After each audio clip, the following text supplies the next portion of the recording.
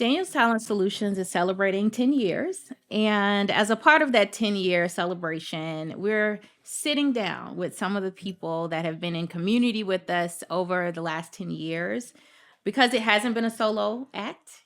It's been about people saying yes, people trusting us, and also us being really invested in the careers of those who we've placed in organizations. And so that brings us to today's guest, Allisyn Swift, Dr. Allisyn Swift. Let me put that doctor on it. Um, you have had the opportunity to connect with us and us connect with you over some growth and over some time. And so I think we initially connected in, I think around at the end of 2020, 2021. And you are now an executive director. And I'll love for you to talk a little bit about kind of your journey. But one of the things that has been important to me, especially when we think about like recruitment and executive search, has really been to place people in opportunities where they can grow and that really match what the organization needs, but also where you are as a person, a human. And so I'd love to just talk to you today about your journey as a leader and kind of what that looks like and what it's looked like over time.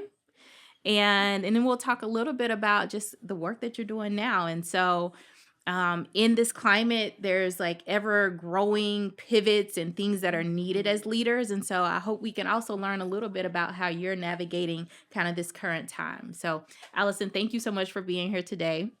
Thank you for having me. I'm excited to see you. Yes. So let's talk a little bit. Let's just start about like your career journey, like your journey and your growth. Like tell me a little bit about kind of what that progression has looked like over time. Yeah. Well, it's been a linear trajectory, kind of like on the upward swipe, but always kind of going in zigzags Yep. too, right? Mm-hmm. And being open to opportunities that might be unexpected. So one of the things that I think that I have learned, and so now I'm just leaning into it, is that if something is too hard to the point where there is just a lot of resistance, it's not for me. Mm. I've learned that when things are for me, usually, things will yield in a different way. They say that luck is when, opportunity meets preparedness, right? Right. And so I feel like if I am prepared and the situation is for me, then it usually will happen with not as much pushback. So if I'm finding a lot of just like hesitancy, whether it's on another person's behalf or even in my own, then I know that I need to sit with that and think that the universe energy is trying to tell me something, that maybe this is not for me. So I've always just kind of leaned into opportunities too that align more with my values than a particular role. And that's something that's very important to me. I mean, I know that roles come with status and you need them to get other things and the titles and things like that. And yes, that is important. But in general, when I'm thinking about what I want to do or where I want to move next, that next move always comes to what's speaking to my values and my passions, Yeah. and not necessarily like what are the details of the job that I'll be doing. So I know I can do it. People, we can accommodate a lot of different situations if you have, the skills that you have. So it's really about what aligns with my passions and how is that going to drive what I do, because I can do a bunch of different things if I feel passionate about it, right? And I can fit into a lot of different places if I'm very passionate about it. But if I'm not, then I get stagnant and no growth happens for myself or for the organization. Yeah. So I appreciate that in terms of yeah, sometimes when we get that resistant, maybe it's like, oh, we need to fight harder. And so the perspective of this, actually, we get a lot of opportunities, but this one actually might not be in alignment with me. Yep. I love that perspective. When we talked a few weeks ago, you talked a little bit about kind of this full circle moment, Yes. right? Because you're in Yes. this role now that's merging your psychology work that you've done, education. And so tell me a little bit about the role you're in. You're now executive director, Coalition for Compassionate Schools. And so tell me how this is kind of that zigzag journey that you talked about led you to this kind of almost perfect merger of your talents. Yes, and passions too, which is awesome. So I did a lot of work in early childhood and infant toddler mental health, and I was working at the Harlem Children's Zone for a while, doing a lot of their child care supervision. And I was able to, with Marilyn Joseph, who was then the director, we really started to think about how can we get parents involved in what's going on so that they can actually model some of the things that they're learning in their parenting classes. So we created a scope for that, and I was working with Dr. Brazelton at the time, and I didn't really realize that he was the superstar that he is. He was just this lovely man that would come around and give me great advice, and we talk about things and problem solve. I didn't realize until later that he was the Terry, Brazelton. And so through the work that I was doing there, he's like, you really should get your doctorate, and you should do this bigger and more and in different places. Like you really need to like progress in this field. And so my first stop was becoming a 0 to 3 fellow. And at the time he was on the board, and he was really gracious during that time. And then I started thinking about, okay, so where can I go for a PhD program, right? What is speaking to me right now? And I lived in New York City at the time. That's where I'm born and raised. And I was looking all around the country, and I had to think first, where do I want to be that I'm going to be for at least 5 to 7 years? Right. And then what programs actually align with me? So I only applied to one program. And I know that people do all types of things, but again, like if it's for me, it's for me. And if it's not, it's not. And so I applied to Tulane's program for 2 reasons. One is that it was the only program at that time when I was doing this search. This is like pretty soon after Katrina. It was the only program that had a focus specifically on Black children and Black child development, and I did not really see that in the other PhD level programs. 2, it really blended community focused applied work in the field and also clinical individual work. So there was this nice blending of like taking a public health approach to mental health where you're really thinking about systems and systems change, but also too, you get some individual clinical chops as well. And so that was really attractive. And so when I first got there, they had the first trauma-informed training grant, school psychology training grant in the country at that time. And that was being co-led by Dr. Stacy Overstreet and Dr. Bonnie Nastasi. So I wound up being in Bonnie's lab and wound up doing that fellowship. And that's what paid for my whole experience there and gave me lots of experience working in the community, especially doing a lot of trauma-informed systems care and individual care. So that grant basically was the seed of really making a trauma-informed collaborative in New Orleans. And then the trauma-informed collaborative is eventually what turned into the coalition. Okay. And then they got a grant through SAMHSA to be the Coalition for Compassionate Schools. And at that point, I was sunsetting a grant with Beloved Community, who I was also directing a major grant for there through JP Morgan Chase. And so it was just that, again, that blending of opportunities and passions. And so I wound up basically coming full circle now and being the executive director of something that as a student was being seeded. Wow. So it's that full circle moment again. Yeah, the zigzag led to a whole full circle. I love it. The thing that is interesting to me is that when we first met, and although it was like an interview process, as most of the recruitment and things we do, I tend to be very involved, and I love it because I just love connecting and meeting with people. One of the things that I kind of instinctively got from you was this, I think, not only confidence in who you are, but understanding of what your boundaries would be and how you kind of balance that with your family and other passions and other things that you want to do. I'd love to hear how you think about that, especially when we're in work that is impactful.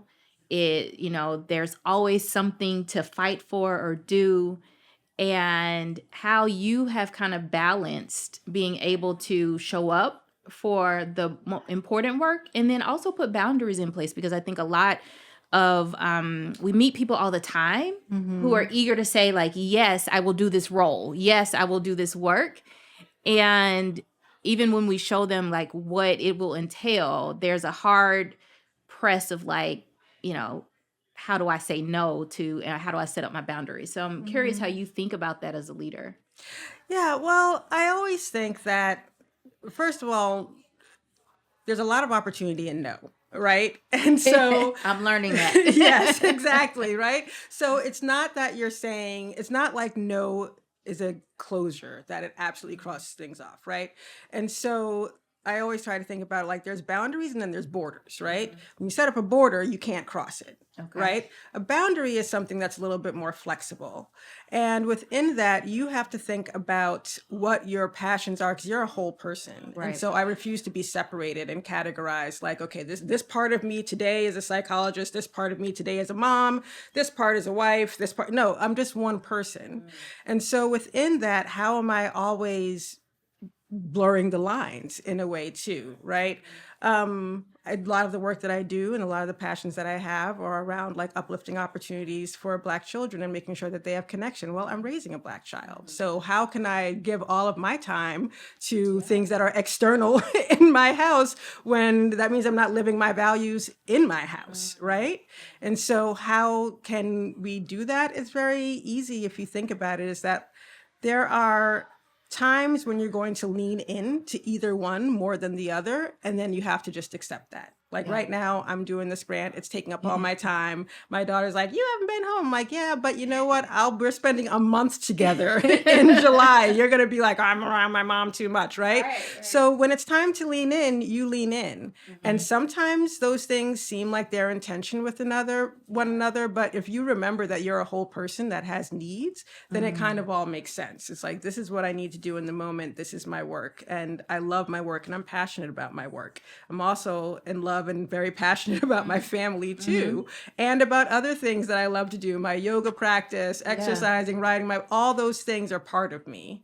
And so it doesn't make sense to have an imbalance in your life where you're prioritizing just one part of yourself more than another, because then you're not really feeding your whole self and what really is going to feed you and help you be better in all the other things that you do. Yeah, I admire that. I sometimes wrestle with, as an entrepreneur, right, leading a business, leading an organization, saying, hey, this is the cutoff. And I've had to really intentionally think about and work on the boundaries, you know, not the borders, and being able to say, hey, I'm at my best in this window. So this is when I can take client calls, and I actually can't do that time. There was a time where a client would ask for something and I would immediately say yes, even if it didn't work in my favor. And so I'm curious, you know, that sounds like a very evolved thought. Was like the young Allisyn leader that way, or have you always been that way? Or kind of how have you kind of grown and evolved as a leader over time? Yeah, I feel like I'm kind of getting back to who I was when I was younger. Because when I was younger, I had a lot more, boundaries, but didn't even see it like that. It was just me, like, yes, I'll do this, and yes, I'll do that, and yes, I'll do that. But you know what? I also need time to do this, and that, right? So I think that at one point I got to the point in my career where I was giving so much of myself and saying yes so much that I really had to interrogate why. Right?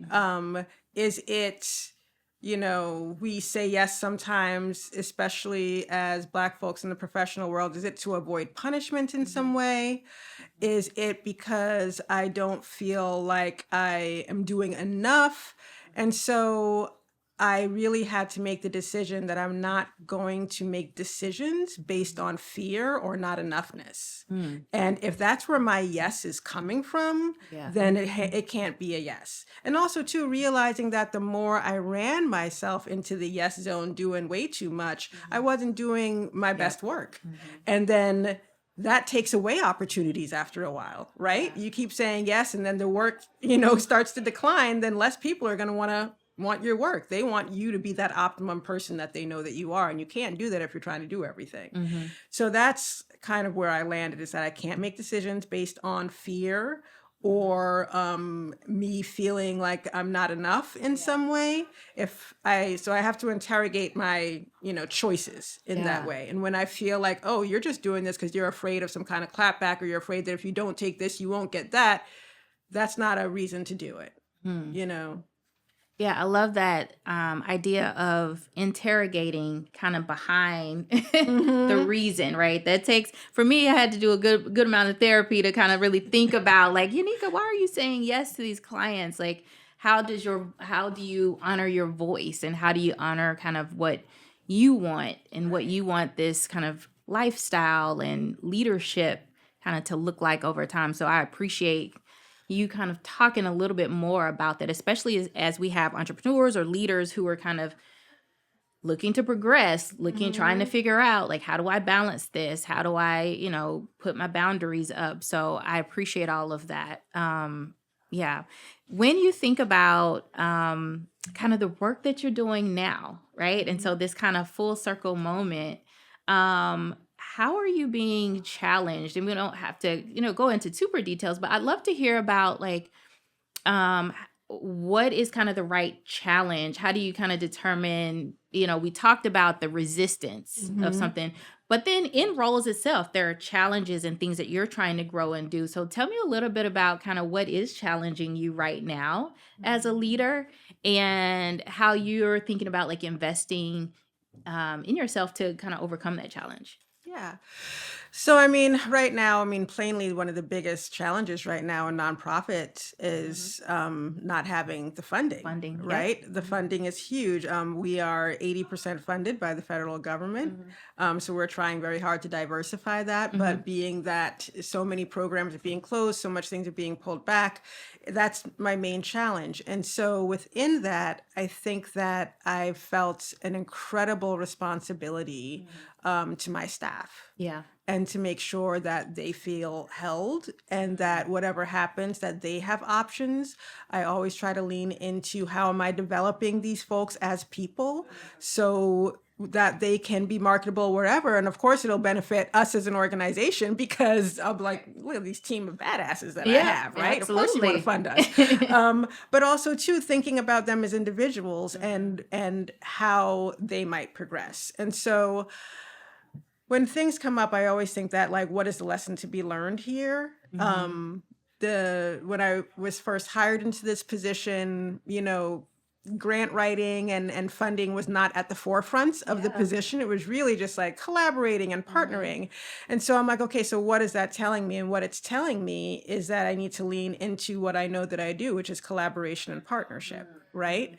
Mhm. That gets back to what I was saying before about, like, there's boundaries, and like Yep. sometimes no's open up possibilities. Build your partnerships around you, right? Yeah. No one should be doing this work alone. No one, if we're doing the same type of work and working for the ultimate mission of, like, freedom and possibility for folks, then there should not be any competition. Mhm. So within that, what are the partnerships that I need to make sure that we're all sustainable, Yep. right? Mhm. It's not part of me to just, like, lean into, like, hunker down and start to get like crabs in a barrel, and like, okay, Mhm. well, I'm in competition with this person. I'm like, no, they're doing things that are similar to what I'm doing. I don't want to do it all, right? Because that's my boundary, is that I don't want to be saying yes to everything just because Mhm. I'm in fear of us not being funded, right? Yeah. So leaning into partnerships and how can we make this stronger? And that's why I love being part of a collaboration. Mhm. That's why I love having partners around the city that make us stronger, and now around the country that are going to be making us stronger. Because when all of this goes away, Mhm. Mhm. Unica, Mhm. hopefully, and I Yeah. think you know what I Yeah. mean by this, Absolutely. we have to figure out what our next move is, and if we're well positioned to build back. Yeah. And if we are denying our own values and taking away our own values of just trying to get the money and just Mhm. trying to get this and that, and pulling other organizations down because we want to get the funding, then we would have torn our own selves apart, Yeah. right? And done the work for them. So I can't do that. That's not me. That's what I refuse to do. So even though the major challenge right now is funding, the way that I'm going about it is really leaning into my partnerships, having open conversations about people and funders and my other folks that are doing the same work to figure out how we can do this together stronger and longer. I love that. Two, like so many nuggets in that, but two key things that I heard you say. One is, how am I holding my staff? Mm-hmm. Because as you progressed as a leader, as I am a leader of an organization, I'm always thinking about staff, the support to do the work, and kind of what are they feeling in this moment? What do they need? How do I support them? And so I love to hear you're thinking about not only holding them, but how am I investing in them, and that they are marketable when they decide to go out into the world to do something different. And then the second piece around partnership, because that's been one of our goals this year, just on in our strat plan, was to think about how do we collaborate, rub elbows, and say, hey, let's do this together, and link arms and say, hey, this is what we need to do. And so I think a lot of times as people are looking for roles, as they're stepping into these leadership positions, hearing that, I'm at a position now that I need to think about how am I holding other staff and keeping them safe, right? Psychological safety. Yep. And then who can I partner with? Who can I learn from? How can we, not be crabs in a barrel and move together? I would love to kind of wrap our time up. We could talk all day, but I'd love to wrap our time up a little bit with, there are other executive directors out there. People are navigating this world. You're doing a great job and holding your staff. What advice or would you have for someone who is navigating a zigzag, linear career, full circle career, to help them continue to think about what's needed for them to sustain themselves and be successful? What would maybe be your last advice for any other leader who's kind of navigating that career path? I think it is a couple things. One, really making sure that you are living into your own values and your own passion, and that you don't lose that no matter what happens. And that should be the bar of which you compare anything that you're working on with, right? If I'm going to make this decision, is this decision really reflecting my values? Of if I'm going to take this job, is this job reflecting my values? If I'm going to take that money, is that money reflecting my values, right? Right. So thinking about that and letting that guide you, because then at the end of the day, no matter what happens, you only have you. You came into this world with yourself, and you are going to be the last one with yourself on the way out. And you've got to hold yourself accountable to being answerable to yourself at the end of the day. That did I do my best, right? Did I do my best? Did I hold on to my values and whatever those values are? And for me, that's taking people with me on this journey. We're all going up, you know, and making sure that people are really taken care of. Because if I am in the business of caregiving as a psychologist, as somebody that's doing trauma-informed work in schools, that means 360. And so those are my values, and that's what I'm trying to live up to. So whatever you're doing, even if it's shining shoes, I don't care what it is. And especially if you are in leadership, why are you in leadership? Right? Why are you here? Why are you positioned here? What is the universe positioning you to do? And how does that align with who you are as an individual and your values? Yeah, that's good. I love that. Thank you so much, Allisyn. I appreciate you taking the time to connect with me. And also, just as we think about, over this last 10 years, we've placed so many leaders in different roles. And so the nuggets that you have dropped are great, but also just witnessing the wonderful work that you've been doing over time has been a treat. I always keep up with everyone, even if we're not talking. I'm like, oh, they got a new role. I love it. More progression and leadership. So thank you so much for your time. Good luck with the grant. Thank you. Thank you. I receive it all. And thank you for being in community. Yes. Thank you so much. It's been great to talk to you.